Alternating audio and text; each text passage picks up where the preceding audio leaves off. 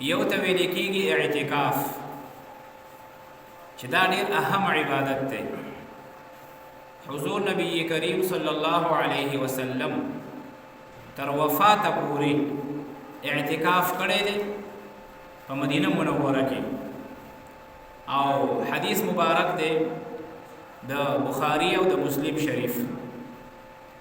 حضرت عائشہ رضی اللہ تعالی عنہ فرمائی ان النبي صلى الله عليه وسلم كان يعتكف العشر الأواخر من رمضان حتى توفاه الله ثم اعتكف أزواجه من بعده أو كما قال عليه الصلاة والسلام.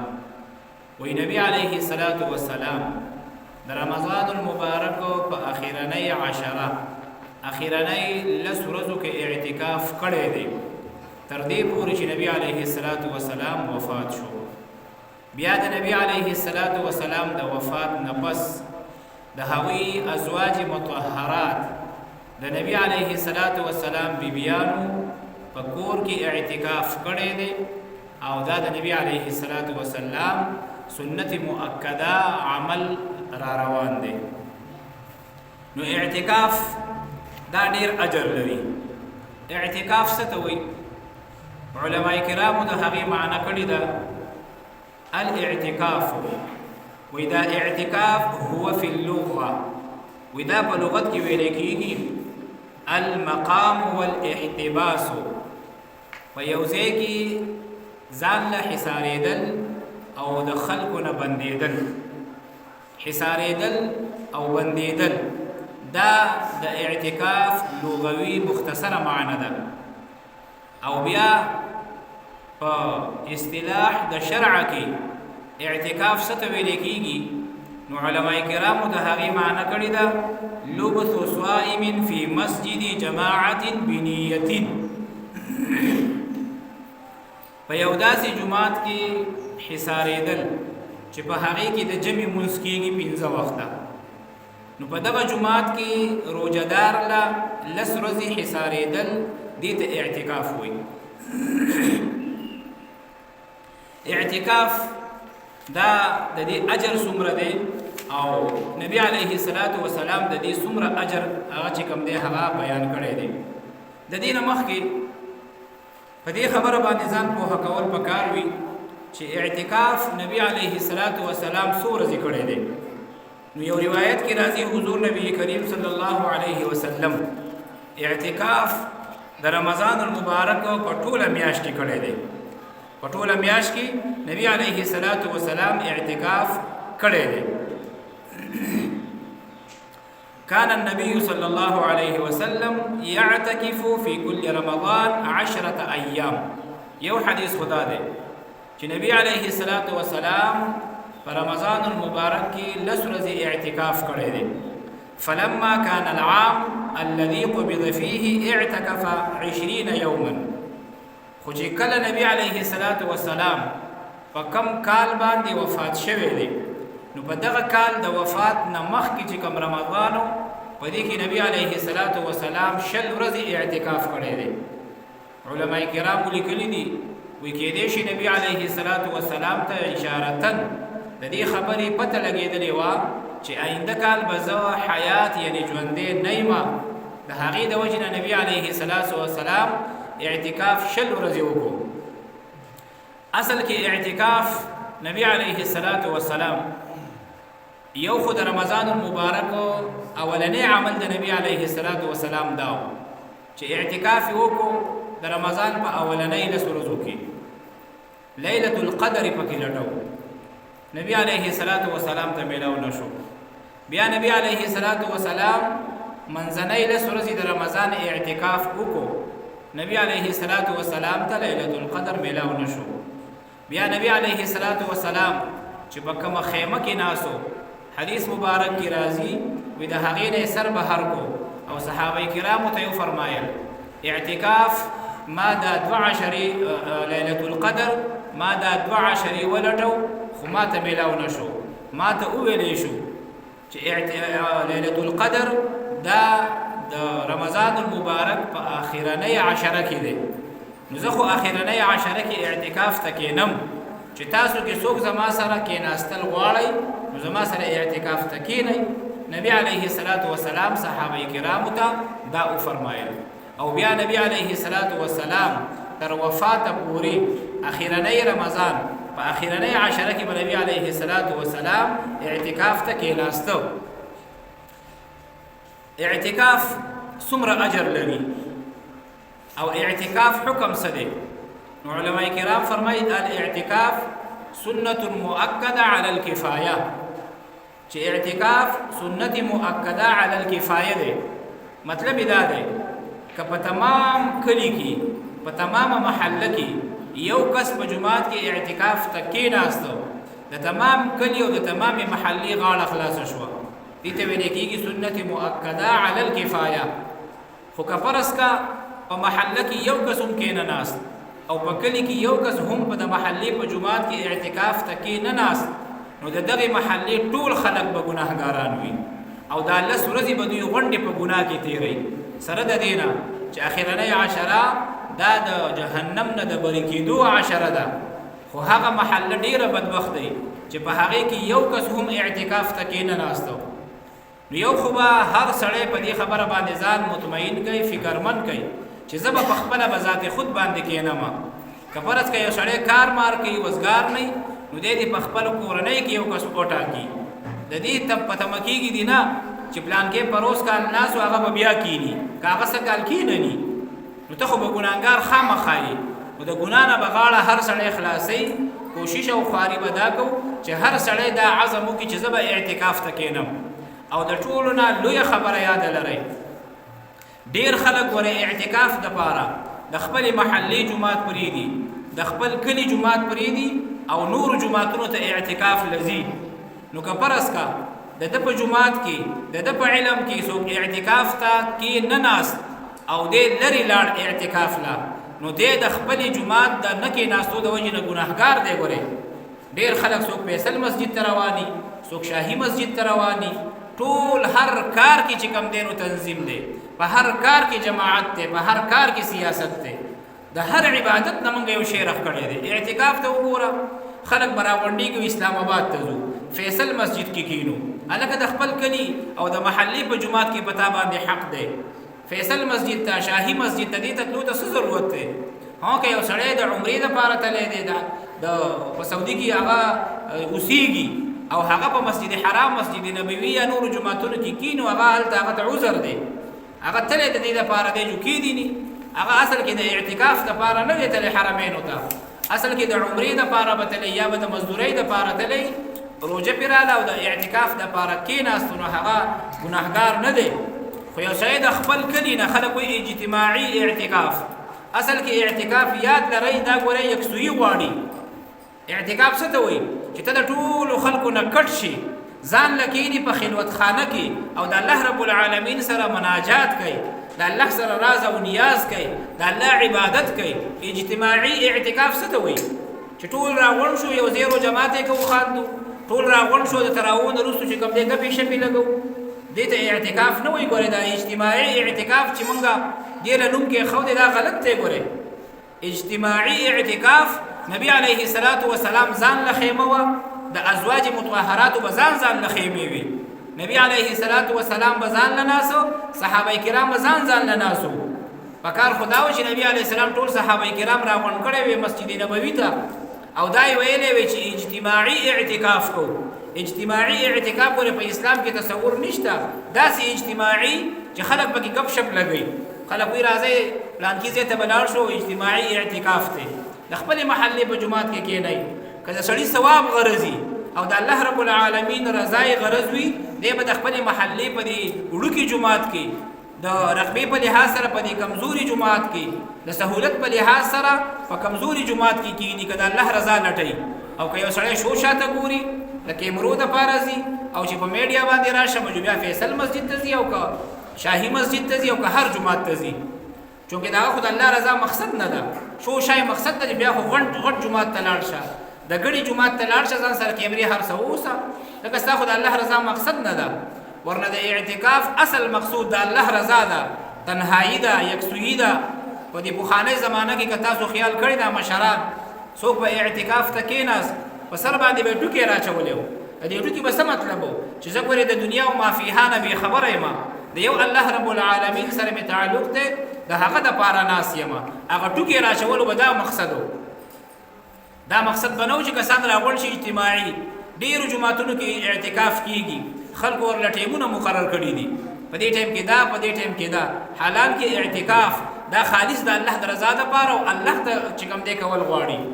نو د خپلې محلې په موږ باندې حق سیوا وي او هر سړی به د ګناه نه ځان بچ کوو، نو به ذات خود هر سړی به دا نیت کوي چې زه به په خپله باندې کښېنم، او که په خپله نشي کېناستی په خپله کورنۍ کې به یو کس خامخا د اعتکاف دپاره پرې کوو. ګورې موږ د غم خادو دپاره یو کس پرې کړی نه، یو ورور مسافري کوي، دوه مسافري کوي، درې مسافري کوي، هلکه یو په کور کې کښېنه. دا د څه دپاره کښېني؟ سودا مودا به راوړي، غم خادي به کوي، دا به کوي، دا به کوي.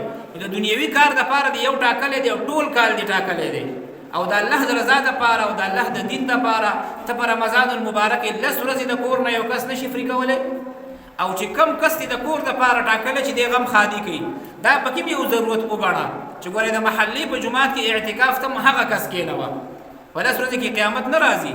که سړی سودا راوړي د 10 ورځو سودا دې پوره کړي، په کور کې دې پوره کړي، او دقه کس دا کم چې تاسو د غم خادۍ دپاره په کور کې کښېنولی دی ده ته ووایه اعتکاف ته کښېنه. د دنیوي کار دپاره موږ کسان ټاکلي دي، خو که نبي علیه السلام یو کار ښوولی دی، الله ښوولی دی، د هغې نه موږ تېښته کوو، د ګاونډي به نه په تمه کېږو. هر سړی به بذات خود دا فیصله نن کوي، ځکه اعتکاف ته نن کېناستل دي. ګورئ نن د مازدیګر د مانځه نه پس اعتکاف ته خلک کینی، که زنانه کینی په کورونو کې به کینی، ځان له به یو خلوتخانه یو ځای وګوري. دا د احادیثو نه ثابت ته. ګورئ تاسو ته ما حدیث بیان کو چې بیبي عایشه رضی الله تعالی عنها فرمایي چې کان النبي صلی الله علیه وسلم یعتکف، چې نبی علیه السلام به اعتکاف کو العشر الاواخره من رمضان، د رمضان المبارک په اخرنۍ عشره کې به اعتکاف کو، او حتی توفاه الله، تر دې پورې به اعتکاف کو چې نبی علیه السلام د دنیا نه رخصت شو. ثم اعتکف ازواجه من بعده، ثم اعتکف ازواجه من بعده. دا د بخاری او د مسلم شریف حدیث دی چې کوم خلک په بخاری مسلم باندې ډیر مین دي. دا ګورې د هغې حدیث شریف دی. عایشه رضی الله تعالی عنها فرمایي نبی علیه السلام به اعتکاف ته کېناسته تر دې پورې چې وفات شو، بیا به د نبی علیه السلام بیبیانې اعتکاف ته کېناستې. دا د بخاری او د مسلم شریف حدیث دی.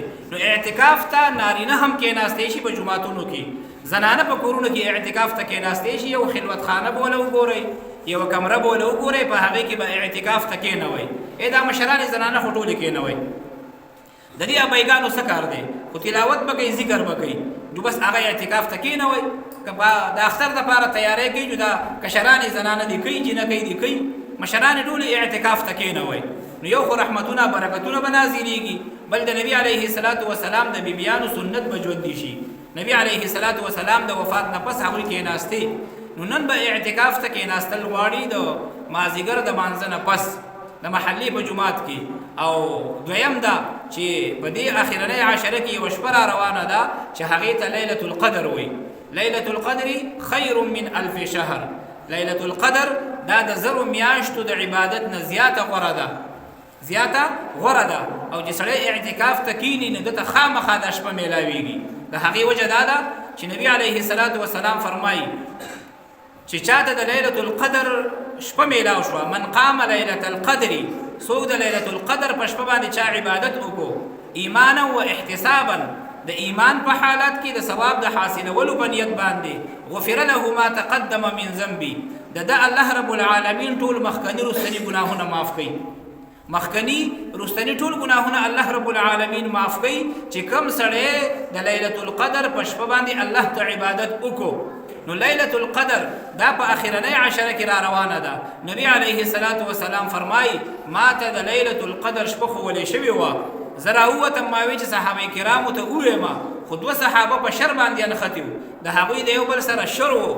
نبی علیه السلام فرمایي ما صلح جوړه کوله، زما نه هغه شپه هیره کړلې شوه.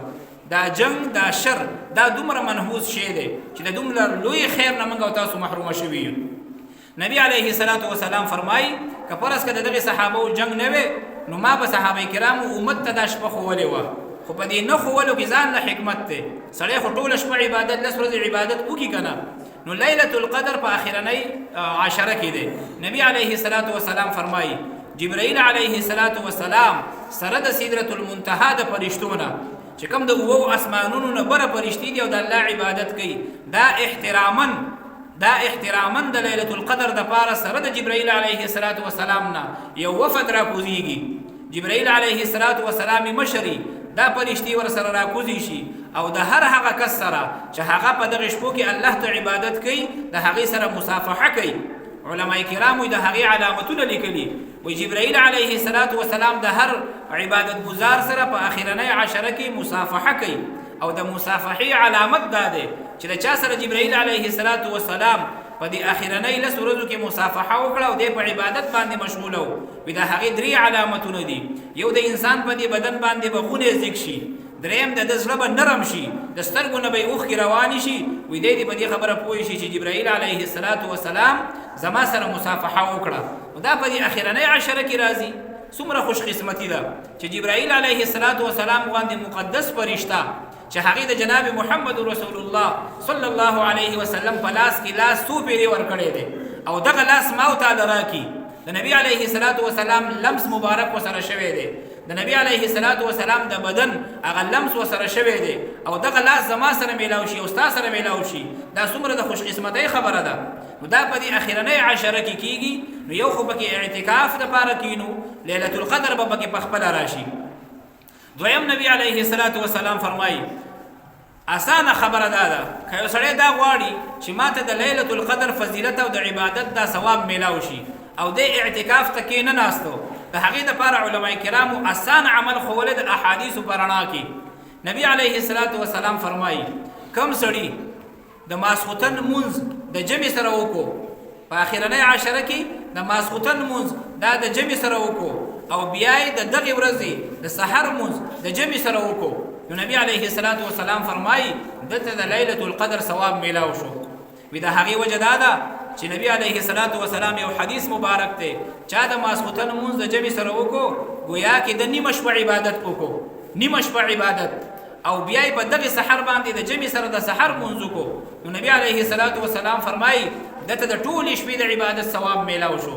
نو که یو سړی د رمضان المبارک په اخرنۍ عشره کې د ماسخوتن لمونځ خزانه کي او د سحر لمونځ خزانه کي، دا د احادیثو په رڼا کې دته د لیلة القدر ثواب میلاو شو. ځکه نیمه شپه دی د ماسخوتن ثواب ورته میلاو شو په مانځه باندې، د نیمې شپې ثواب د سحر په مانځه باندې میلاو شو، نو ټوله شپه دته اجر میلاو شو. نو که په اخرنۍ عشره کې لیلة القدر راغی او ده پکې د ماسخوتن لمونځ د جمع سره کړی بیا یې د سحر لمونځ کړی نو دته د لیلة القدر اجر او ثواب میلاو شو. نو موږ دا کمزوري غوندې خو دا عهد وکړو چې په اخرنۍ عشره کې به د ماسخوتن لمونځ د جمع سره نه قضا کوم او د سحر لمونځ به نه قضا کوم، چې کم از کم یو سړی اعتکاف ته نشي کېناستی د لیلة القدر شپه نشي رونولی، نو هغه د دا کار خامخا وکړي چې په اخرنۍ عشره کې تر د اختر د شپې پورې د ماسخوتن لمونځ او د سحر لمونځ دې قضا نه کړي، دته به لیلة القدر اجر او ثواب خامخا میلاو شي. نو یو خو پکې د دغې خبرې فکر وکړو او د اعتکاف دپاره مشوره وکړو، وټاکو د یو بل سره مشوره وکړو، یو بل تیار کړو. نبی علیه السلام فرمایي د اعتکاف اجر څومره دی؟ نو حدیث مبارک کی راځي حضرت عبدالله ابن عباس رضی الله تعالی عنهما فرمایي من اعتکف یوما ابتغاء وجه الله تعالی جعل الله بینه وبین النار 3 خنادق ابعد ما بین الخافقین، ابعد ما بین الخافقین. نبی علیه السلام فرمایي چا یو ورځ اعتکاف وکړو، یو ورځ وی دی د جهنم نه 3 خندقه لرې کړلی شو، یو ورځ چا اعتکاف وکړو دی د جهنم نه 3 خندقه لرې کړلی شو، د یو خندقه فاصله د اسمان او د ځمکې ترمنځ ده. نو چې چا 10 ورځې اعتکاف وکړو دی د جهنم نه 13 خندقه لرې کړلی شو، 13 خندقه او د یو خندق فاصله د ځمکې او د اسمان ترمنځ ده. نو ته سوچ کوه چې دومره ته د جهنم نه لرې کړلی شوې، معنه دا جنت ته داخل شوې که نه؟ جهنم دومره لرې خو نه دی د جنت نه، خو چې ته د جهنم نه دومره لرې کړلی شوې چې تا ته په یو ورځ اعتکاف باندې 3 خندقه د جهنم نه لرېوالی میلاویږي. نو چې دې تین له په 10 کې ضرب ورکې 30 خندقه تر جهنم نه لري شوي صرف په دغه لس ورځو اعتکاف ته پکې ناستو باندې سبته لګي په دې کال کې مرګ راشي د جهنم نه خدای الله رب العالمین ډیر خندقه لري کړي ظاهر خبره دستا پټستر کې جنت ته تلل دي نو په دې اعتکاف کې پکې ناستو باندې ما ته جنت میلاويږي د جهنم نه لري کیږي نو په کور کې به اهتمام وکړي او په محله کې به کسان وټاکي نن مازیګر مانځنه پس د نور پرې وتلو نه مخکې به جمعات ته رادنه کېدل پکار وي او چې زنانه په کور کې په کم ځای کې کینی د مازیګر مونږ یو کې بس هغه ځای ته دی لاړ شي خپل عبادت ته هغه شروع کړه په اعتکاف کې داخله شو دریم خبر د سرسایي خیال به خامخا وساته مخکې ما ویلو بیا ویما ځکه په دې کې اجر سیوا ده واخر دعوانا الحمد لله رب العالمين